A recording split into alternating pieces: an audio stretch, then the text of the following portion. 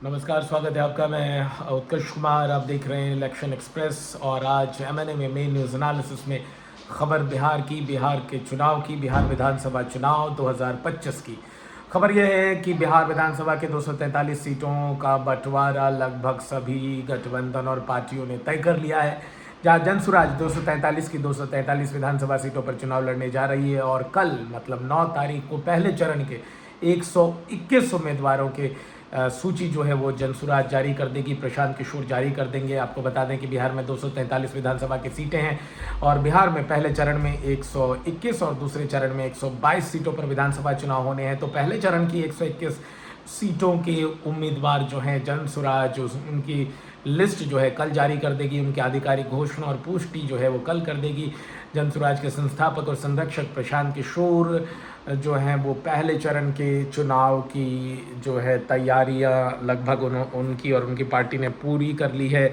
दूसरी अहम खबर आ रही है इंडिया गठबंधन की ओर से। इंडिया गठबंधन 243 सीटों में जो है उनका फार्मूला जो है सीट शेयरिंग का वो कंप्लीट हो चुका है। आज देर शाम तक इंडिया गठबंधन की तरफ से तेजस्वी यादव की तरफ से जो है इसकी आधिकारिक घोषणा और पुष्टि कर दी जाएगी।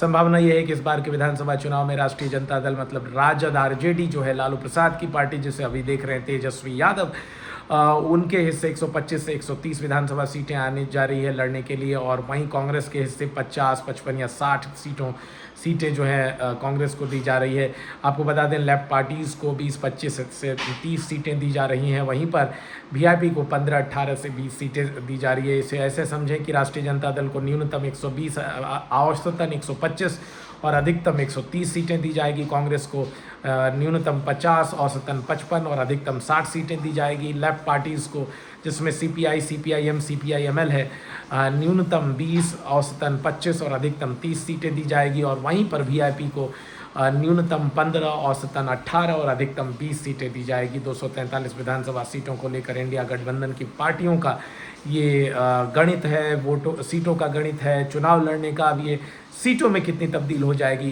पाएगी ये तो आने वाला वक्त बता ही देगा, चुनाव परिणाम बता ही देंगे। और उसमें मैच एक महीने और एक हफ्ता का वक्त बाकी रह गया है। 37 दिनों में बिहार में किसकी सरकार बनने वाली है। चुनाव से लेकर वोटिंग से लेकर काउंटिंग से लेकर और रिजल्ट तक आ जाएगा। तो ये खबर इंडिया गठबंधन से आ रही है। वहीं एनडीए गठबंधन में अभी भी तकरार बनी हुई है। कहा जा रहा है चिराग पासवान जो कि न्यूनतम 30, औसतन 35 और अधिकतम 40 सीटों की मांग पर अड़े हैं। अब खबर आ रही है कि 40 सीटें ही वो मांग रहे हैं। और वहीं पर जो हम पार्टी है जीतन राम मांझी की हम पार्टी जो है वो 10 न्यूनतम, औसतन 12 और अधिकतम 14 सीटों की मांग कर रही है। इससे समझे कि 12 से 14 सीटें जीतन राम मांझी मांग रहे हैं। Jitan Ram Manjhi micro small and medium enterprises minister हैं, कैबिनेट मिनिस्टर हैं नरेंद्र मोदी की सरकार में। वहीं पर जो ये चिराग पासवान हैं वो भी लोक जनशक्ति पार्टी रामविलास एलजेपीआर के मुखिया हैं और साथ ही साथ मोदी कैबिनेट में वो भी केंद्रीय मंत्री हैं, कैबिनेट मंत्री हैं।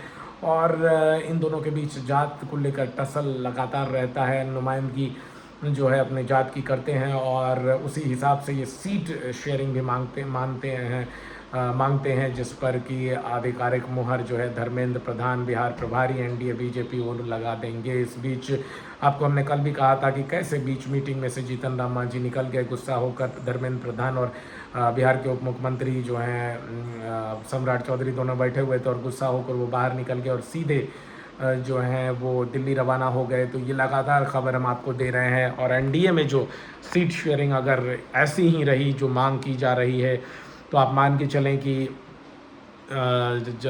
चिराग को न्यूनतम 20, औसतन 25 और अधिकतम 30 सीटें दी जा सकती है। वहीं पर जीतन मांझी को न्यूनतम 8, औसतन 10 और अधिकतम 12 सीटें दी जा सकती है। और वहीं जो है उपेंद्र कुशवाहा की पार्टी उसे न्यूनतम जो है 2, औसतन 3 और अधिकतम 5 सीटें दी जा सकती है।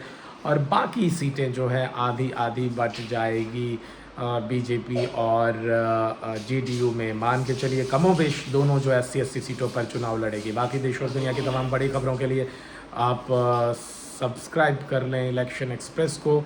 और जो है इस बीच हम आपको यहाँ ये बताना भी ज़रूरी समझेंगे कि नॉमिनेशन की जो तारीख है पहले चरण की वो 17 अक्टूबर को ख़त्म हो जाएगी और 20 अक्टूबर को जो है दूसरे चरण की जो है नॉमिनेशन की तारीख ख़त्म हो जाएगी और नाम वापस जो है अगले कुछ एक दिनों में कर लिया जाएगा। तो ये जो हम नटशेल में आपको संक्षेप में हम बताएं, इससे ब्यौरा पेश करें तो जनसुराज 243 सीटों पर लड़ रही है। 243 में से पहले चरण में बिहार विधान, आपको बता दें कि बिहार विधानसभा चुनाव 2 चरणों में होने वाली है। पहला चरण 6 नवंबर को होगा जो कि बृहस्पतिवार का दिन है। दूसरा चरण 11 नवंबर को होगा जो मंगलवार का दिन है। 14 नवंबर को जो है शुक्रवार का दिन है और इस दिन जो है वोटों की गिनती होगी और परिणाम घोषित कर दिए जाएंगे। परिणाम कुछ एक अगर पेंडिंग रहे तो वो 15 नवंबर को भी आएगा जो कि शनिवार का दिन है।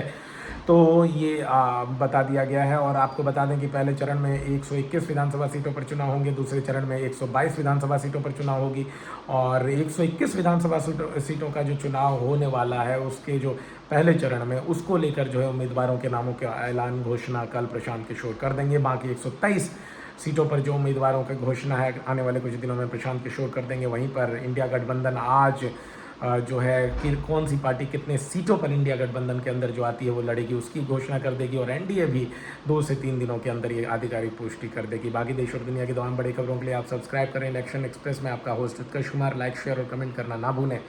और इस बीच खबर उत्तर प्रदेश से भी आ रही है। उत्तर प्रदेश में अखिलेश यादव जो है मिलने जा रहे हैं आजम से। आजम ने कहा है बाकी नेताओं को कि घर पे उनसे मिलने ना आए। आजम ने ये भी कहा है कि अखिलेश से सिर्फ मैं मिलूंगा, मेरे परिवार वाले नहीं मिलेंगे। तो ये अहम खबर, बाकी हमसे जुड़े रहें।